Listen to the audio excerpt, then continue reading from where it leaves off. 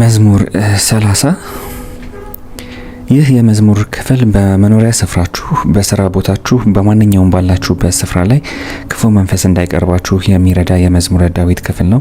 እንደምታውቁት እንግዲህ በህይወታችን ውስጥ፣ በስራችን ውስጥ፣ በትዳራችን ውስጥ፣ በመኖሪያ ቤታችን ውስጥ፣ በስራ ቦታችን ውስጥ ክፉ መናፍስት እየገቡ ወይም ደግሞ በዛ ቦታ ላይ በመስፈር የተለያዩ ፈተናዎችን እንደሚሰጡንና እንደሚፈጥሩብን ይታወቃል። እንግዲህ በህይወታችን ስኬታማ እንዳንሆን፣ በስራችን ስኬታማ እንዳንሆን፣ በትዳራችን ስኬታማ እንዳንሆን፣ በተለያዩ የንግድ የስራ ቦታዎቻችን ላይ ስኬታማ እንዳንሆን የሚፈትኑን የተለያዩ አይነት ክፉ መናፍስት እንዳሉ ይታወቃል።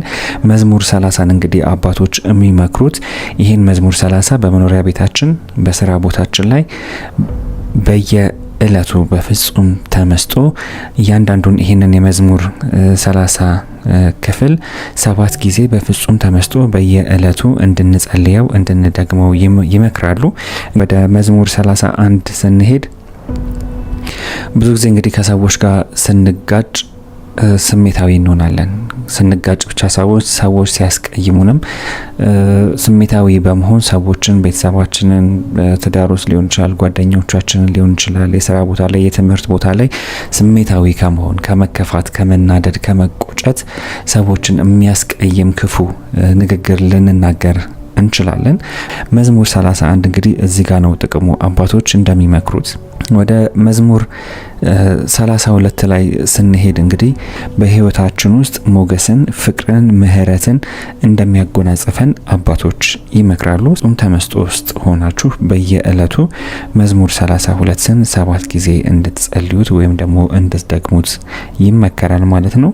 ወደ መዝሙር 33 ላይ ስንሄድ በጽንስ ወቅት እናትየው የወሊድ ችግር ካጋጠማት፣ ጽንሱ በማንኛውም ምክንያት የመሞት አደጋ ካጋጠመው ይህን የመዝሙር ክፍል ቢደገም ለጽንሱ እንደሚረዳው አበው ያስተምራሉ። ወደ መዝሙር 34 ስንሄድ እንግዲህ በሰዎች ፊት ስንቀርብ ያ ሰው እንግዲህ አለቃችን ሊሆን ይችላል፣ ባለስልጣን ሊሆን ይችላል፣ ማንኛውም አይነት ሰው ሊሆን ይችላል። በሰዎች ፊት ስንቀርብ ቀና ምላሽ እንድናገኝ የሚረዳን የመዝሙር ክፍል ነው መዝሙር 34። መዝሙር 35 ላይ ስንሄድ እንግዲህ ፍትሃዊ ባልሆነ መንገድ ተከሰው ፍርድ ቤት ከቆሙ ወይም ደግሞ የህግ ከለላ ውስጥ ካሉ ፍትሃዊ ባልሆነ መንገድ፣ እዚህ ጋር ልብ እንድትሉ የምፈልገው ነገር ፍትሃዊ ባልሆነ መንገድ ፍርድ ቤት ከቆሙ ለ3 ተከታታይ ቀናት ይህን የመዝሙር ክፍል ቢደግሙ ወይም ደግሞ ቢጸልዩ ፍትህን እንደምታገኙ አበው ይመክራሉ። መዝሙር 36 ላይ ስንሄድ ማንኛውም አይነት ክፉ መንፈስ በህይወታችን ውስጥ እንዳይቀርበን የምንጸልየው የምንደግመው የመዝሙረ ዳዊት ክፍል ነው። ወደ መዝሙር 37 ስንሄድ እንግዲህ ይሄኛው የመዝሙር ክፍል ላይ እንግዲህ በጣም አስደናቂ ነገር አለው። እሱ ምንድነው? አንድ ሰው ከአቅሙ በላይ ጠጥቶ ራሱን ስቶ ሰክሮ ራሱ ላይ ጉዳት ሊያደርስ የሚችልበት አይነት ሁኔታ ውስጥ ሲሆን ውሃ አቅርበን ይህንን የመዝሙረ ዳዊት ክፍል በፍጹም ተመስጦ 7 ጊዜ ደግመን ያንን ውሃ ያንን ሰው ብናጠጣው ወይም ብናጠምቀው ራሱን ከሳተበት ሁኔታ ውስጥ እንደሚመለስ እንግዲህ አባቶች ይመክራሉ ማለት ነው። 38 እና 39 ላይ ስንሄድ የምናገኘው ጥበብ ምንድነው? ያለ አግባብ ፍትሃዊ ባልሆነ መንገድ ከስራው የመነሳት ስጋት ካለበት ለ7 ተከታታይ ቀናት በፍጹም ተመስጦ በየእለቱ 7 ጊዜ ይህን የመዝሙር ክፍል ቢደግሙ መፍትሄ እንደሚያገኙ አባቶች ይመክራሉ። መዝሙር 40 ላይ ስንሄድ ክፉ መንፈስ የተጠናወተው ሰው በየእለቱ 7 ጊዜ በፍጹም ተመስጦ ይህን የመዝሙር ክፍል ቢደግም ራሱን ከዛ መንፈስ ነፃ ማውጣት እንደሚችል አባቶች ይመክራሉ ማለት ነው። መዝሙር 41፣ መዝሙር 42፣ መዝሙር 43 ላይ ስንሄድ በስራ ቦታ ሊሆን ይችላል፣ በትምህርት ላይ፣ በትዳር ህይወቱ ያልፈጸሙት ነገር ፈጽመዋል ተብለው ስሞት ከተነሳ፣ እምነቶት ከጎደለ እነኚህን የመዝሙረ ዳዊት ክፍሎች ለ3 ተከታታይ ቀናት በየእለቱ 3 ጊዜ በፍጹም ተመስጦ ቢደግሙ ያልተጋለጠው ተገልጦ ራሱን ነፃ እንደሚያደርጉ አባቶች ይመክራሉ ማለት ነው። መዝሙር 44 ላይ ስንሄድ ጠላት ያጠቃኛል ብለው ካሰቡና ስጋት ካለቦት ይህን የመዝሙረ ዳዊት ክፍል እንግዲህ በየእለቱ በፍጹም ተመስጦ 7 ጊዜ እንዲደግሙት ይመከራል ማለት ነው። መዝሙር 45 እና መዝሙር 46 ላይ ስንሄድ በትዳሮት ውስጥ ሰላም ከሌለ፣ መስማማት ከሌለ፣ ግጭት ከነገሰ ይህን ሁለቱን የመዝሙረ ዳዊት ክፍሎች በፍጹም ተመስጦ ሆነው ጥንዶቹ ባልና ሚስት በየዕለቱ 7 ጊዜ በጋራ በፍጹም ተመስጦ አብረው ቢደግሙት ፍቅርና ሰላም ወደ ቤቱ ዳግም እንደሚመለስ አባቶች ይመክራሉ። ወደ መዝሙር 47 ስንሄድ ከራሳችን ብዙ ጊዜ ራሳችንን ልናከብር እንችላለን።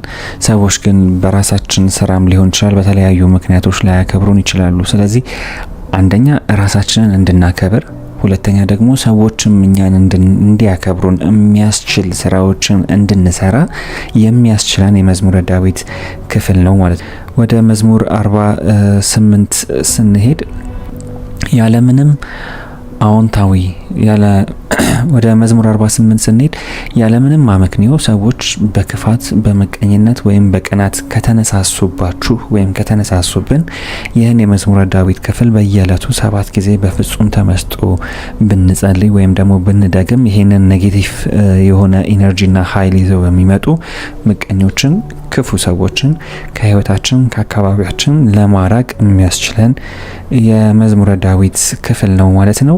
መዝሙር 49ና መዝሙር 50 ላይ ስንሄድ ደግሞ ከፍተኛ የሆነ የማያቋርጥ የራስ ህመም ካለቦት 7 ጊዜ እነኚህን ሁለት የመዝሙር ክፍሎች በፍጹም ተመስጦ ይድገሙ። ከዛም ባሻገር ሁለቱን የመዝሙር ክፍሎች ጽፈው ከትበው በአንገቶ ቢያደርጉ የራስ ህመሙ ፈውስ እንደሚያገኝ አበው ይመክራሉ፣ ያስተምራሉ ማለት። አንድ ላይ ስንሄድ ኃጢአት ፈጽመን ኃጢአት እንግዲህ ሁላችንም በየዕለቱ በየደቂቃው በየሰከንዱ ኃጢአቶችን እንፈጽማለን። እንግዲህ ምስጋና ለቅድስት ቤተክርስቲያናችን ለኢትዮጵያ ኦርቶዶክስ ተዋሕዶ ቤተክርስቲያን ይግባትና ካስተማራችን ነገሮች አንዱ የንስሐ ህይወት ነው። በንስሐ ህይወት ውስጥም ግን ተመላልሰን ንስሐ ገብተን ከዛ ከሰራነው ኃጢአት ከጸጸት መውጣት ካልቻለን ከዛ ጸጸት ለመላቀቅ ይህን የመዝሙረ ዳዊት ክፍል በየዕለቱ በፍጹም ተመስጦ ብንደግም ብንጸልይ ከማንኛውም አይነት ጸጸት መውጣት እንደምንችል አባቶች ያስተምራሉ ማለት ነው። ከመዝሙር 53 እስከ 55 ያሉት እያንዳንዱ የመዝሙረ ዳዊት ክፍሎች ደግሞ ያለምንም ማመክንዮ ጠላት በምቀኝነትና በክፋት እያጠቃችሁ ከሆነ እነኚህ 3 የመዝሙር ክፍሎች በየዕለቱ በፍጹም ተመስጦ 7 ጊዜ ቢደግሙት ጠላትና ምቀኛን እንዲሁም ክፉ ሰዎችን ከአካባቢያችን ከመኖሪያችን ከስራችን ከትምህርት አካባቢያችን ላይ ያርቅልናል ማለት ነው።